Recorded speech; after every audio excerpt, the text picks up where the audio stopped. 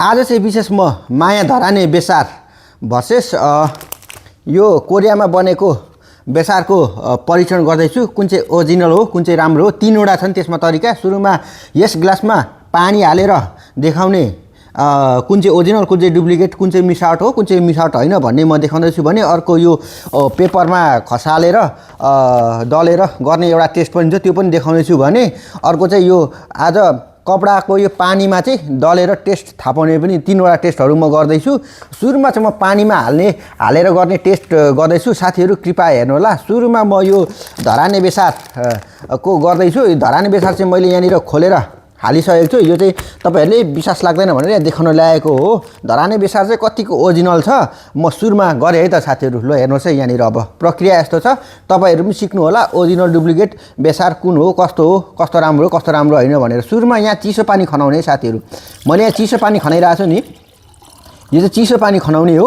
अब यो बेसार छ यहाँनिर होइन, मैले यहाँनिर खनाएको छु। यो चाहिँ मैले खाँदै गरेको बेसार हो। मैले यसको यो मलाई राम्रो पनि लाग्यो र त्यही भएर यसमा चाहिँ मिसावट छ कि छैन भनेर चेक गर्दैछु। अब यहाँ चाहिँ हामीले एक चिम्टी बेसार हालौँ है त। एक चिम्टी भनेको कति हुन्छ? यति नै हुन्छ। यो चाहिँ हाल्दाखेरि चाहिँ अब कस्तो भयो भने नि, यो बेसार हाल्दाखेरि चाहिँ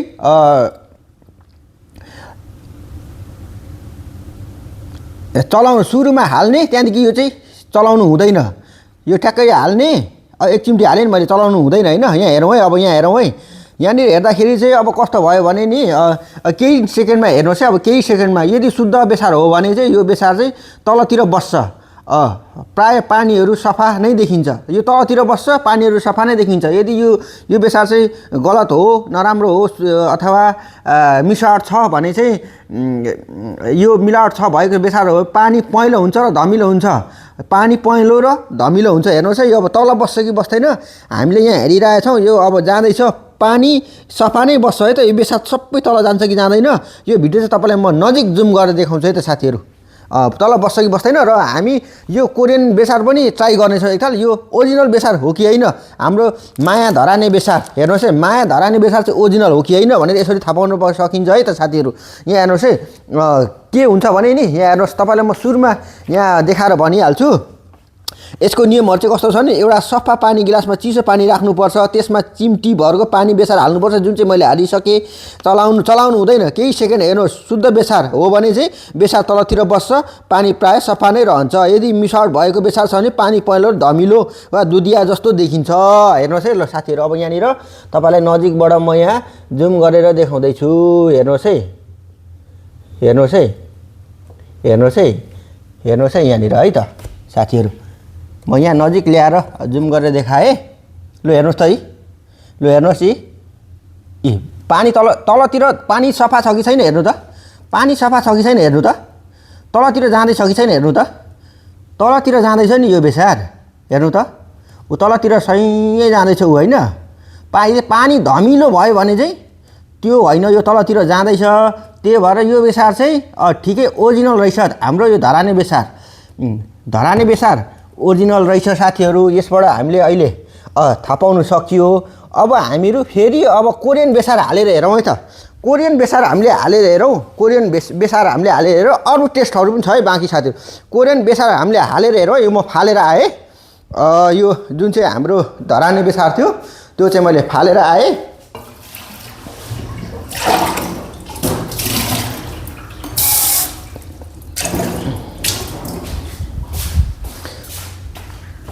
अब साथीहरू म आएँ। अब म यहाँ हेर्नु ल, फेरि ग्लास छ होइन। अब फेरि पानी हालेँ। हेर्नुहोस् यो सफा छ नि होइन है, केही छैन नि, देख्नुभयो नि।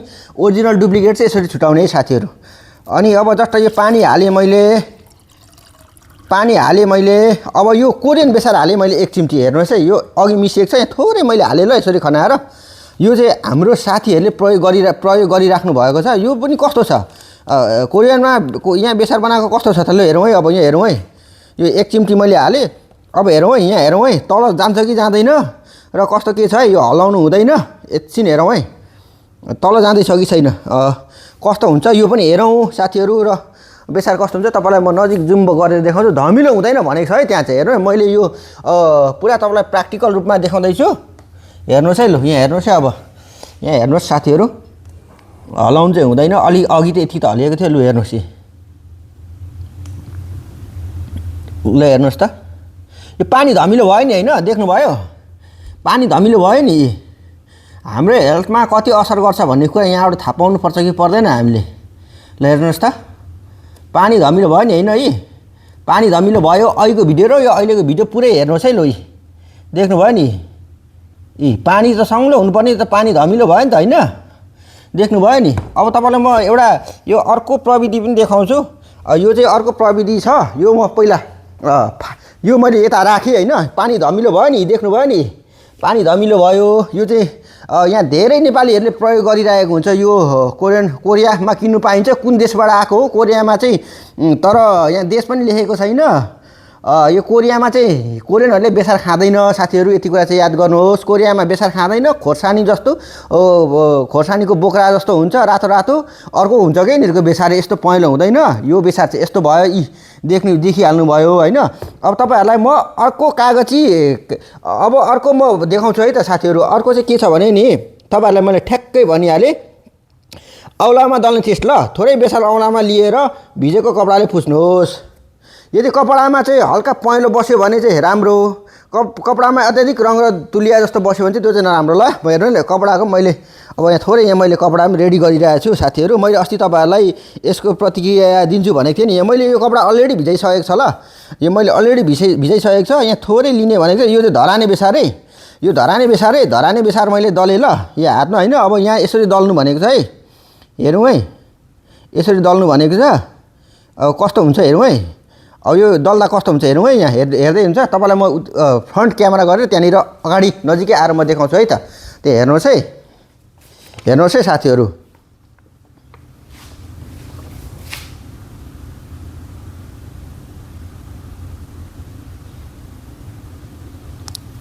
अब यो कपडामा चाहिँ हल्का पहेँलो बस्यो भने चाहिँ राम्रो भनेको छ अलि बढी भयो क्या हो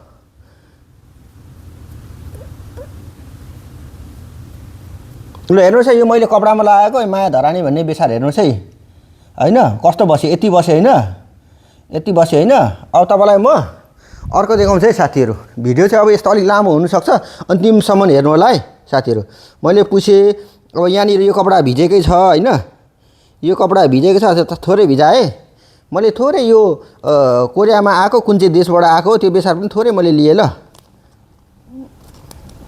लिएँ अब यहाँनिर हेर्नु ल यो कस्तो छ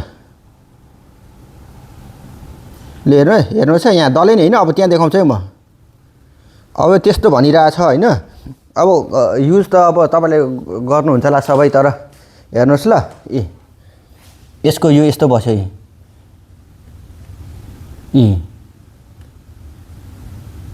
यस्तो बस्यो तपाईँ आफै अब यो फरक छुटाउनुहोस् मैले कपडाको पनि तपाईँलाई देखाएँ होइन अब तपाईँलाई म एउटा पेपरको देखाउँछु ल एउटा पेपरको देखाउँछु है म तपाईँलाई यहाँनिर भिडियो चाहिँ अन्तिमसम्म हेरेर साथ दिनु होला है पेपरको दिन्छु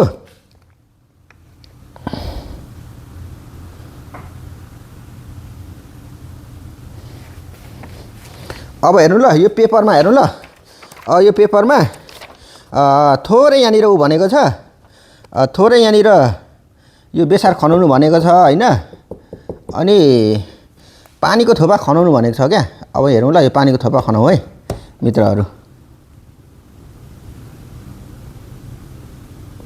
ल खनाएँ है मैले साथीहरू खनाएँ होइन अब यो यहीँ बस्यो अब यसो डल्ला परेर बस्यो भने चाहिँ राम्रो अरे पानीको घेरा यसो सरेर गयो भने चाहिँ राम्रो होइन भनेको छ त्यही भएर यहाँ हेर्नुहोस् है अब यो सरेर गयो भने चाहिँ यस्तो फिन्जेर गयो भने चाहिँ डुप्लिकेट अरे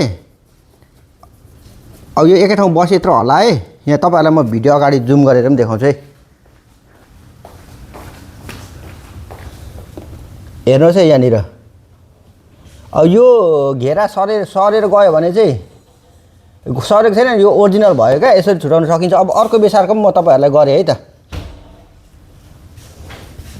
अर्को बेसारको गरेँ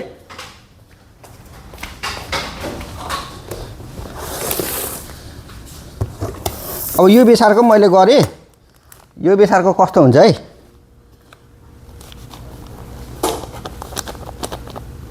थोरै मैले खनाएँ अनि अब यहाँ म पानी हाल्छु है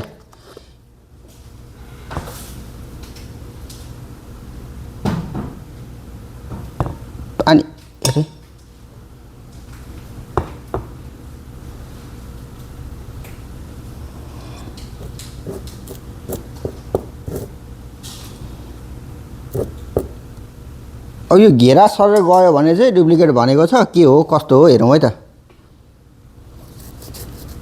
दुइटै हल्लाउँ यो पेपर भएन कि ल हेर्नुहोस् है तपाईँहरू नै आफै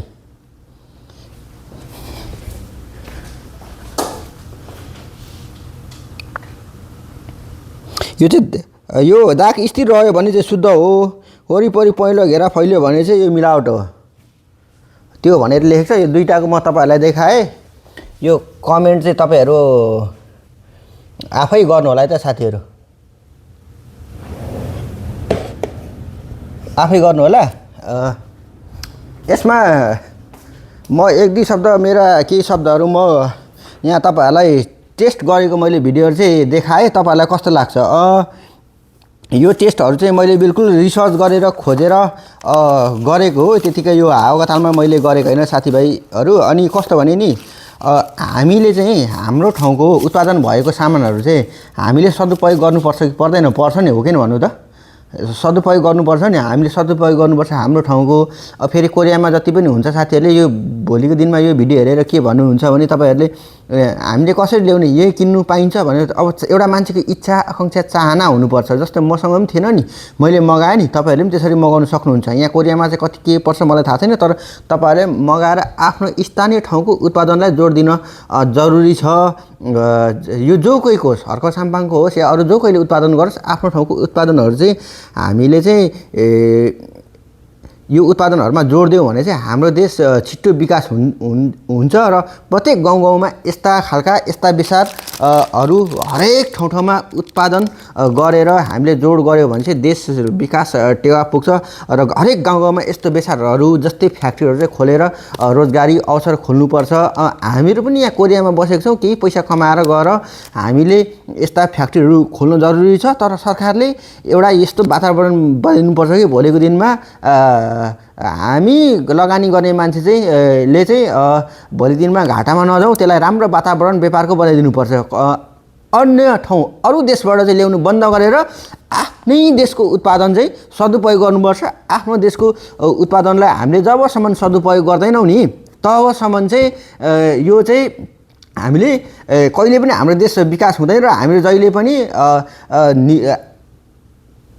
आयात चाहिँ कम गर्ने निर्यात बढी गर्ने गर्यो भने मात्र देशलाई ठुलठुलो फाइदाहरु पुग्छ यो कुरामा हामीले बढी जोड दिन धेरै आवश्यक छ मैले देखेको बाहिर देशबाट नल्याउने नभएको नेपालमा नभएको सामानहरु मात्र ल्याउने र नेपालमा भएको सामानहरुलाई चाहिँ यसरी सदुपयोग गर्ने नेपालले यो नेपालको जुनसुकै सरकार आए पनि यो नियम चाहिँ जरुरी बनाउन जरुरी छ भएको कोरियामा पनि त्यही हो अरु देशबाट उनीहरुको देशमा भएको सामान ल्याउँदैन आफ्नै उत्पादन गर्छ यसलाई चाहिँ बजारीकरण गर्ने व्यवस्थापन गर्ने सम्पूर्ण कुराहरु चाहिँ मिलाएर गरेर गयो भने चाहिँ राम्रो हुन्छ र हामीहरु भोलिको दिनमा फर्केर गइसकेपछि एउटा उद्योग धन्दा खोल्दाखेरि हामीलाई एउटा वातावरण फर्काइ मिलाइदिनु पर्छ हामी भोलि फेरि पनि फर्केर विदेशै आउनु नपर्ने खालको वातावरण बनाइदिनु पर्छ सबै मान्छे गएर लगानी गर्छ आफ्नो देश विकासमा सबै कुरा ज्ञान अड्पिन्छ भन्ने मलाई विश्वास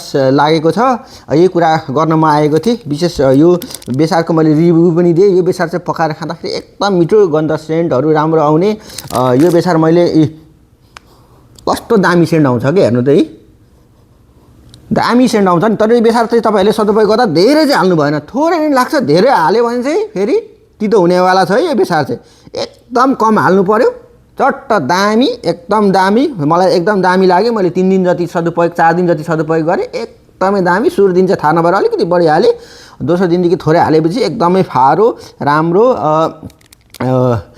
अब यहाँ म विशेष त हर्क साम्पाङ धरानका मेयर ज्यूलाई धेरै धेरै धन्यवाद दिन चाहन्छु यस्ता उद्योग धन्दाहरु गाउँमा खोलेर हामीलाई रोजगार दिनु होस् ताकि हामीले यसरी विदेशिनु नपरोस् कोरियामा कुनै पनि उद्योग धन्दा खोलेपछि भोलिको दिनमा बिक्री भएन भने चाहिँ कोरियन सरकारले किनिदिन्छ अथवा उसको साउ बराबरको मूल्य दिन्छ उलाई घाटामा कहिले पनि जान दिदैन यो यस्ता नियमहरु ल्याएर चाहिँ नेपाल सरकारमा सरकारले चाहिँ धेरैभन्दा धेरै उद्योग धन्दा खोलेर हामी आत्मनिर्भर हुनुपर्छ। भोलि दिनमा मै पनि नेपाल फर्केर जान्छु, धेरै म बस्दिनँ, म बस्ने अवधिभर बस्छु, त्यहाँदेखि गएर नेपालमा यस्तो उद्योग धन्दाहरू खोल्दाखेरि चाहिँ यो वातावरण मिलोस्, भोलि दिनमा बन्द गरेर फेरि विदेश आउनु पर्ने अवस्थाहरू नआओस्। सरकारले हरेक नियमहरू राम्रो राम्रो ल्याइदियोस्, आफ्नै देशको उत्पादनमा बढी जोड दिउँ र व्यापार घाटालाई सुधार गरेर अत्याधिक आफ्नो ठाउँको उत्पादन भएको ठाउँको सामानहरूलाई चाहिँ बढी प्राथमिकता दिउँ भन्दै हर्क मेयर धरानका मेयर हर्क साम्पाङलाई धेरै धेरै धन्यवाद भन्दै बिदा म हुन चाहन्छु। तपाईहरुलाई यो रिभ्यू कस्तो लाग्यो? यदि यो रिभ्यू तपाईहरुलाई राम्रो लाग्यो भने एक लाइक, एक कमेन्ट, एक सब्स्क्राइब गरिदिनु हुन म अनुरोध गर्छु। यति भन्दै म हङ्कुला भ्लगबाट बिदा हुन चाहे। हस्त, धन्यवाद, नमस्ते, जय नेपाल, शुभरात्रि। जस यो भिडियो चाहिँ मैले अहिले शुभरात्रि अवस्थामा बनाएर हजुरलाई शुभरात्रि भनेको हो। यो तपाईले जुनसुकै समय हेरे पनि तपाईहरुलाई नमस्कार।